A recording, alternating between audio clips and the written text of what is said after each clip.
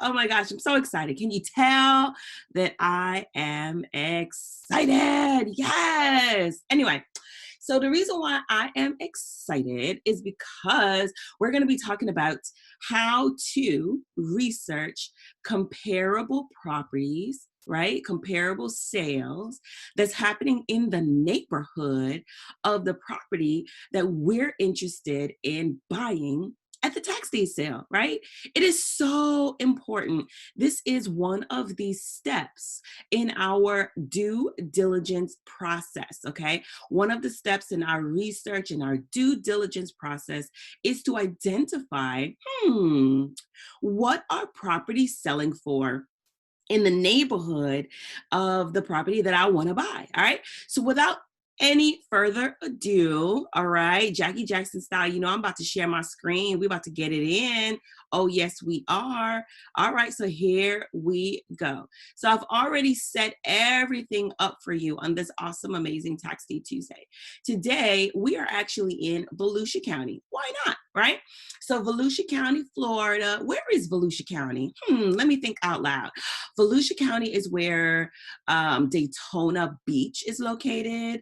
Volusia County is where, let's see, New Smyrna. That's one of the municipalities there, one of the cities. De Leon Springs, DeLand, Holly Springs is Holly Hills. Holly Hills is where it is. So you have quite a lot of cities in Volusia County. It's in the central, I would say, eastern coast of Florida, right? So, at times Volusia is kind of considered like a beachy kind of county. Anyway, so we are on their list for tax deeds, right? So as you can see, I'm on the list right here. I just pulled a general list of what's coming up. So we got September, their auction for September, we got their auction for August, and then we have their auction for July, and then earlier, right? So they've been having sales, right? So even through COVID, they were still collecting taxes, you guys. So what I decided to do, I just picked one randomly. I was looking at this one. This one starts at what, 39,000? That's kind of high, right? I'll tell you about that later. But then I picked this one. I clicked on it, and that was land. That was cool. Then I picked some other ones and so on like that. So I kind of just randomly picked a property. All right. So the property that I picked, I think I picked the third one down, right? Which is this property right here. It's a single family home. This is his address right here, right? So I just clicked on the parcel ID, and then it took me to the property appraiser's website where I actually could look a little bit about this property, okay, and the owner and all that cool stuff. So the website that I use to evaluate my comparables is ICOMS. At least one of the websites that I use, which is absolutely free. That's why I like ICOMS, is because I'm not a licensed real estate agent, right? So I'm not a licensed professional. So for me as a investor, I am a professional, so I go through extreme lengths to find the information that I'm looking for, but I'm not licensed, so I don't have access to the MLS. I don't have access to any of those types of sites. So I tend to use sites that are public domain. So iComps is one of the sites that I use. So as you can see up here, it says iComps, right? So it's icomps.com. All you got to do is just type in the address in the search bar, and then you'll find the properties that you're looking for. You'll get like a search results. Now, the reason why I like iComps is it's kind of similar to Zillow, but I think it's better. It's without all the fluff, without all that, other information that Zillow likes to give. You'll get the address up here of the property that you searched. As you can see, it's the same property, that address that was on our property appraiser for Volusia County, right? Okay, good. So now we're looking at our property, which is 239 Lake Gertie Road in DeLand, Florida. It's a 3-bedroom, 2-bathroom, 1,412 square feet property that was built in 1960. So ICOMS does give you an estimate right here, but of course we don't take anybody's word for it, not even ICOMS, not Zillow, not the MLS. I'm not taking anybody's word. I'm gonna look at actual sales in this area. So why I like ICOMS so much is because it gives you a list view side by side with a map view as well. So let me tell you a little bit about the map. I like it. So the map, I love it because it'll represent the properties on the left with these colorful push pins right here. And as you can see, as I hover over the push pins, it's going to adjust my view over on the left-hand side. So the big green push pin, you guys, is our subject property. That is the 239 Lake Gertie Road, the big old green push pin. And then the orange push pins, all right, if you hover over them, they turn blue.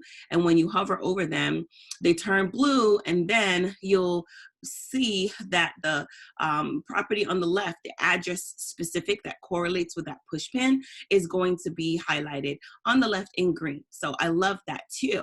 So that's why I like this, because you kind of get it in multiple different formats, multiple different views, and you can kind of get to see, you know, the relationship between the map and the list, all right? The relationship, the map and the list. So here's the thing about comparing properties, all right? One of the first things you want to do is just kind of be mindful that if you were a property appraiser, like a licensed property appraiser, what exactly would you be looking for?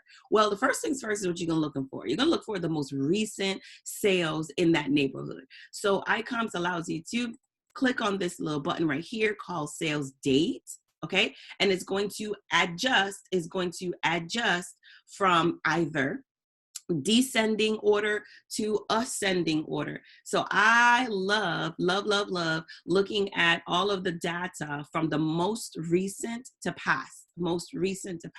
So that would be in descending order. So if you could take a look right here, the first property that's highlighted, the most recent sales in this neighborhood according to ICOMS was June 30th, 2020. June 30th, 2020, and this property sold for $237,500, and it was less than a mile away. All right, so it was a 4-bedroom, 2-bathroom, 1,883 square feet, built in 2001.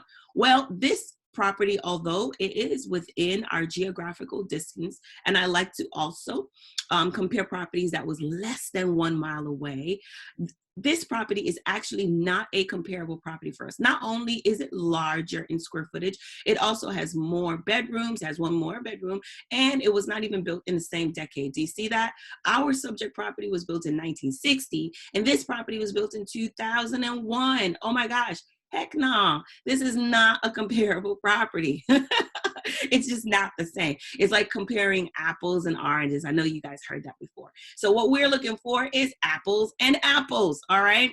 So I'm gonna move on to the next one. Oh my gosh, I definitely think we found a winner. All right, so 200 East Rose Hall, or East Rose Hill, not Hall, East Rose Hill Avenue in DeLand. It's a 3-bedroom, 3-bathroom. Maybe it has 3 bedrooms and it got another bathroom, which is okay. So there's some compensating factors here. However, if you take a look at the square footage, it's plus minus 100 square feet, which is perfect. All right, so we do have some adjustments in here for additional square feet, plus or minus 100 square feet. But guess what? It was built in 1961. All right now. Dates is good within the last 6 months. I conservatively look at the last 4 months. Then I also look at the distance. So look at that. We've highlighted this property over here on the map view. You see the blue push pin illuminated, so you can see the distance on it on the map, which is kind of dope. I love that one too. So let's look at the next one. What happened again? All right, let's take a look. 3-bedroom, 2-bathroom, 1,152 square feet, 1,152 square feet, and it was built in 1959. 1959. Well, it's a little bit further away, but it's still within our radius distance of 1 mile. So far, so good. Found a possible comparable property that we can take a look to estimate what we believe our property could possibly sell for on the market, what are buyers really buying, right? What are buyers really buying? What are they really willing to spend? Now take a look at this guy here. The next one is May, 325 East Plymouth Avenue in DeLand as well. Now everything here actually looks really good up and up until we get to the actual year, right, that the property was built. So we have a 3-bedroom, 2-bathroom, 1,472 square feet, which is kind of similar to ours, right? The Lake Gertie Road is 1,412 square feet. However, you guessed it, the year is 2002 and our property is 1960, built in 1960. Let's take a look at the other ones. Oh my gosh. Let's see. 4-bedroom, 3-bathroom, 2,100, 2,135 square feet. Nope, I do not think so. Way too big. Next one, in March, a 3-bedroom, 2-bathroom, 2,297 square feet, built in 2000. Nope, not a comparable by any means. Then we got another one that was also sold in March 9th to be factual. 3-bedroom, 1-bathroom, 920 square feet. Well, that's kind of small, isn't it? Almost like 500 square feet smaller. Built in this around, roughly around the same decade, about a mile away. Let's see what else is going on in here. We've got another 3-bedroom, 1-bathroom. Okay, all right, it's short 1-bathroom, but it was built in the right year, and it's about 130 square feet-ish, 40 square feet-ish smaller, but it is so close. Can I say close? Can I say so close? Take a look at this, 0.17 miles, like for real. Like you could sneeze, you could walk over there, you could bring your neighbor sugar, all that cool stuff. It is really close. I'm gonna keep an eye on this particular property as well as one of my possible comparables. So let's go down. Now we're into, let's see, we're into February. All right, now it's July, you guys. So we're really pushing it. So if it's July is the 7th month of the year. And if our maximum is going back to 180 days, that would really take us till about January, right? So anything that is sold in 2019, I would not use as my comparables because it's too old, okay? Definitely too old.